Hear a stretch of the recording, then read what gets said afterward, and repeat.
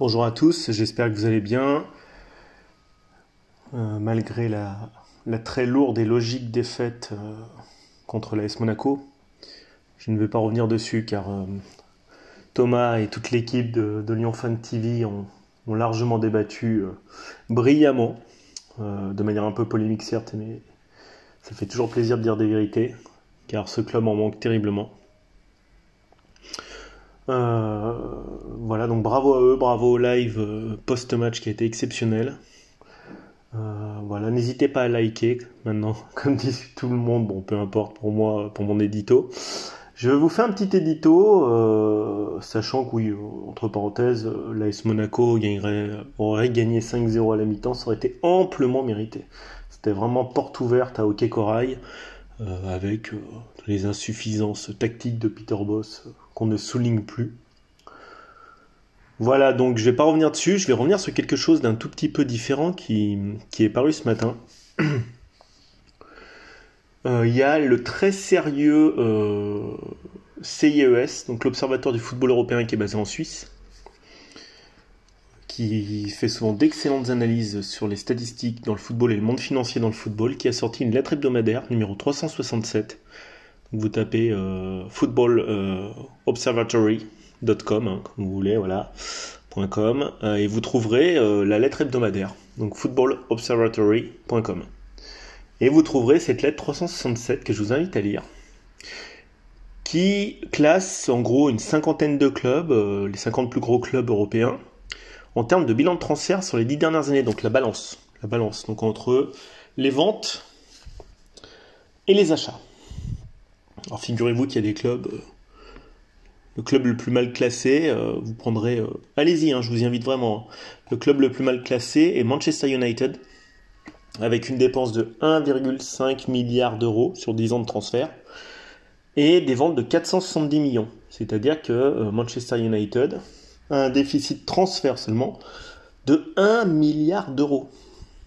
Ensuite, vous avez à 984 millions en numéro 2 Manchester City.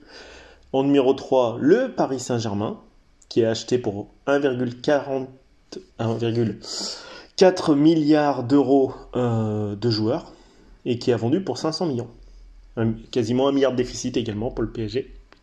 Troisième. Ensuite, je vous fais la liste. 650 millions de déficit, le Barça.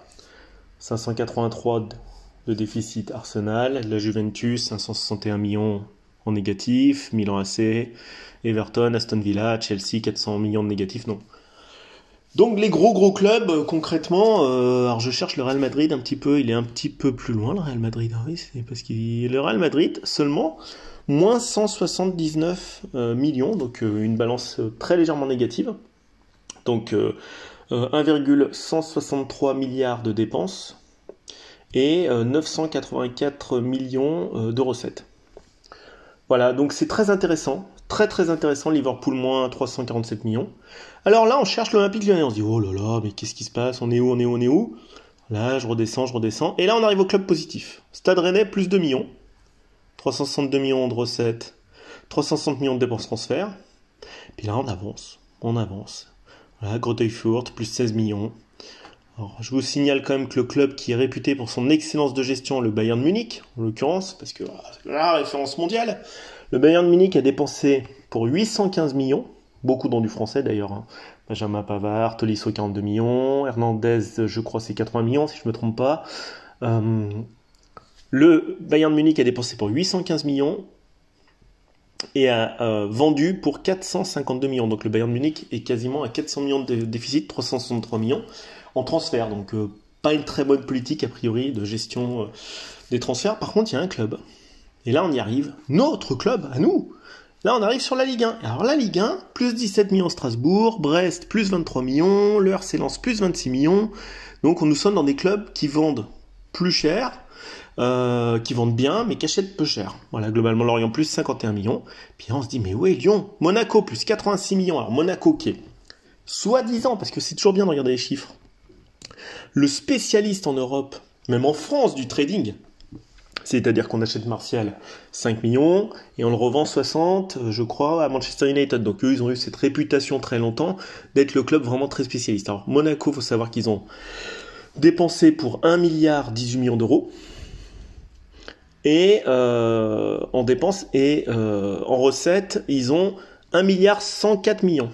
Ça veut dire qu'ils ont un bilan positif de 86 millions d'euros, Monaco. Bravo. Alors, ils sont censés être le super trading, le super machin, tout ce que vous voulez. Comme Porto, qui avait cette réputation également vraiment d'être un club qui suroptimisait. Et là, voilà, on a des choses qui sont fausses. Enfin, on a une vision un peu fausse, comme le Bayern Munich, qui est soi-disant un club très sain financièrement, qui sont une catastrophe en termes de transfert, près de 400 millions de balance négative. Et vous avez Monaco qui est censé être l'optimisation optimale, qui se retrouve avec plus 86 millions. Mais attendez, c'est très bien, hein. Au même niveau que le Borussia Dortmund, qui est à 86 millions également de balance positive, c'est-à-dire 806 millions de dépenses et 892 millions de recettes. Alors, je vous invite à voir ce tableau, parce que là je parle beaucoup sans les chiffres. Saint-Étienne, plus 111 millions d'euros. Montpellier, plus 116 millions d'euros de balance positive. Atalanta Bergame, plus 162. Udinese et Calcio, plus 172 millions. Donc en gros, Udine, ils ont dépensé 244 millions et ils ont vendu pour 416 millions. Le Genoa, ville que j'adore, ville de Gênes, 265 millions de dépenses, 465 millions de recettes. Donc plus de 100 millions. Et là, on arrive numéro 2 du classement, devant le Genoa, Olympique Lyonnais, plus 247 millions de balance positive 2012-2022. Jean-Michel. 439 millions d'euros de dépenses. 686 millions de recettes. Et premier, 100 millions de plus de balance positive, 349 millions de balance positive. Le LOSC, 319 millions d'euros de dépenses, 668 millions d'euros de recettes. Alors, en l'occurrence, merci l'OL, le club baltringue par excellence qui achète les nulos à Lille, des prix complètement hallucinants. On a participé au succès lillois à être premier d'Europe. Deuxième d'Europe, l'Olympique Lyonnais, 247 millions, le Genoa, plus 200 millions, l'Udinese, plus 172, l'Atalanta Bergame, très bien géré ce club en l'occurrence, l'Atalanta Bergame. On parle beaucoup en Italie, si vous suivez un peu la Gazzetta dello Sport, et regardez l'Atalanta Bergame, des résultats exceptionnels avec peu de moyens. Le club lombard très très fort. On en parle très peu du troisième club lombard, mais très intéressant. Plus 162 millions, ils ont dépensé pour 392 et ils ont eu 554 millions d'euros de recettes. Alors évidemment le PSG c'est 1 milliard de négatifs. Mais ils s'en foutent, c'est illimité, c'est comme City, c'est comme le Barça, on compte plus, comme United. Arsenal, soi-disant, qui est super réussite sportive, enfin économique, avec son super stade comme le Bayern, moins 583 millions. Mais Lyon, eh ben nous, Lyon, on est bon. On est bon. J'ai oublié l'Inter, moins 385 millions. Donc voilà, je vous ai fait le topo, mais allez le voir. Allez vraiment le voir. Donc le bilan financier des opérations de transfert conclues depuis l'été 2012, sur les 5 grandes lignes, vous avez des résultats étonnants. Dans le Bayern Munich, Monaco et tout. Et on est deuxième, derrière Lille. Donc ça veut dire quoi ? 2012, c'est la dernière année où on a gagné un titre. Dernier titre, Coupe de France. Le LOSC, entre-temps, quand même, a gagné un championnat. Je signale juste comme ça au passage, soi-disant. On est vraiment un club où les actionnaires rigolent. Voilà, à un moment donné, on se plaint souvent en se disant « Ouais, les grosses boîtes qui font du pognon et qui reversent sur les salariés », bah là, vous avez près de 250 millions d'euros de balance positive. Alors on va me dire « Oui, mais Antoine, on construit un stade, ça coûte cher !» Non mais attendez, un stade, c'est fait pour l'actionnaire. L'actionnaire, quand il vend son club, lui, c'est dans le patrimoine. Ça va le valoriser à mort, son club. Nous, on est les dindons de la farce, c'est-à-dire qu'en gros, les joueurs formés à l'Olympique Lyonnais, pour faire simple, je me souviendrai toujours de la Casette, qui était avec Loïc Abenzoar, je crois, en 2009, je m'en souviendrai toujours. 2009-2010, c'était OL TV, je regardais à l'époque. Et il y avait le jeune Lacazette avec ses dreadlocks, un petit peu gauche, un petit peu comme ci, comme ça, enfin voilà. Très gentil avec Loïc Abenzoar. Et je le voyais rater des frappes, rater des contrôles, machin. Je me dis, oh, ils sont sympas les jeunes Lyonnais. Puis qu'est-ce qui se passe ? 6 ans après, on le vend 53 millions d'euros à Arsenal. Voilà. On a vendu Tolisso 42 millions d'euros.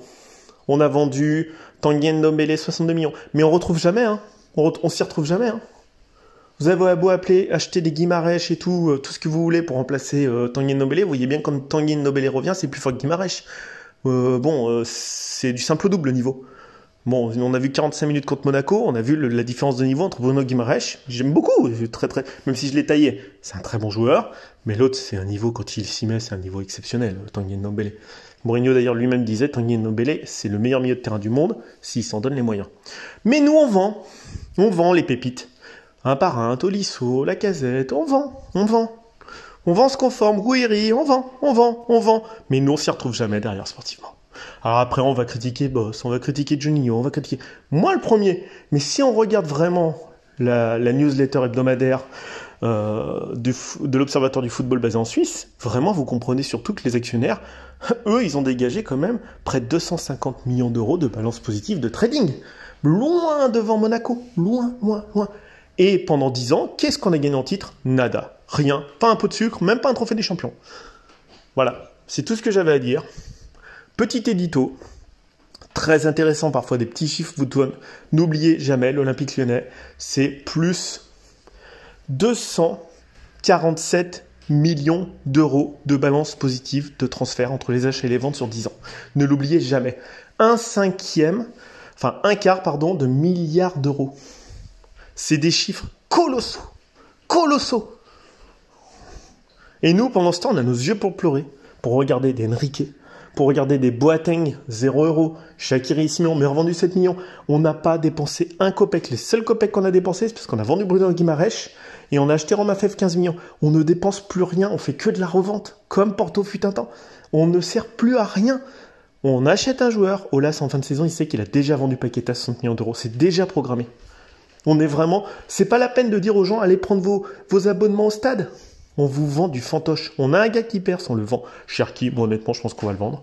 Malheureusement. Et d'ailleurs, pour lui, je suis son agent, aujourd'hui, je le conseille de partir. Les Babygones, ils ont aucune place au club aujourd'hui. Aucune. Barre, très bien pour lui qu'il soit parti à Nice. Gouiri, bravo à lui qu'il soit parti. Il a fait joueur bourré de talent.